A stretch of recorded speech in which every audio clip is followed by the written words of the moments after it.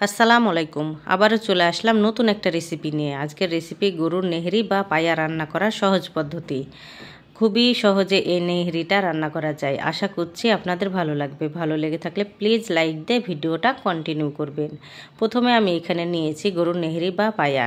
খুব ভালোভাবে পরিষ্কার করে নিয়েছি। খুবই সহজভাবে যেহেতু রান্না করে দেখাবো, আজ আমি গরুর পায়াগুলো প্রেশার কুকারে রান্না করে দেখাবো। আমি সবগুলো পায়া প্রেশার কুকারে নিয়ে নিচ্ছি।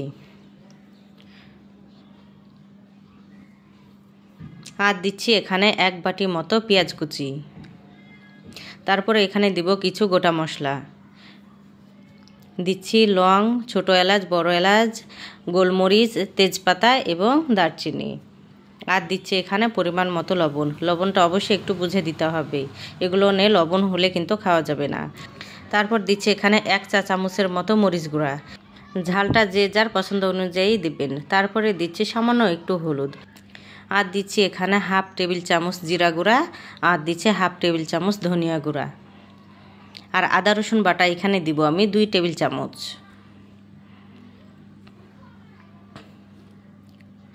আর দিচ্ছি এখানে 1/2 কাপের মতো তেল।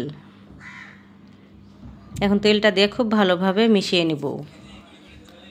খুব ভালোভাবে মেশানো হয়ে গেছে। এখন আমি এখানে গরম পানি অ্যাড করছি।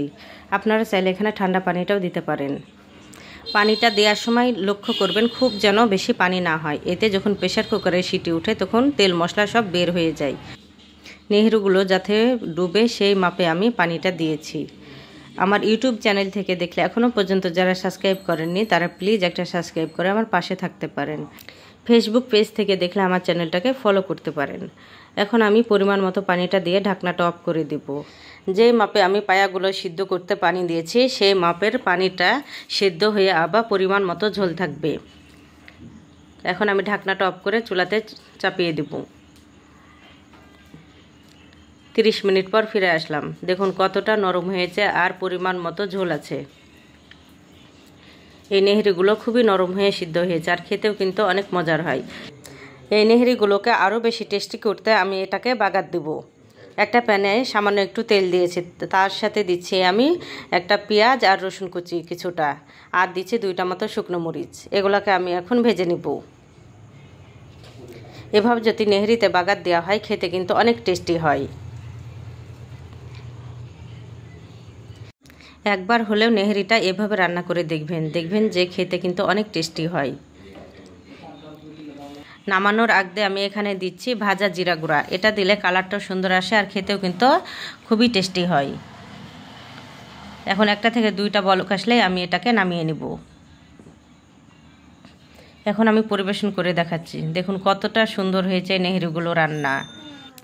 তৈরি হয়ে গেল দারুণ স্বাদের নেহরি বা পায়া রান্না করার রেসিপি। এভাবে একবার হলেও রান্না করে দেখবেন, এতটাই মজা হয় খেতে। ভাত, রুটি, নান, পরোটা, এমনকি রুটি দিয়ে খেতেও দারুণ লাগে। আশা করছি আজকের রেসিপিও ভালো লাগবে। আজ এখানে বিদায় নিচ্ছি। আল্লাহ হাফেজ।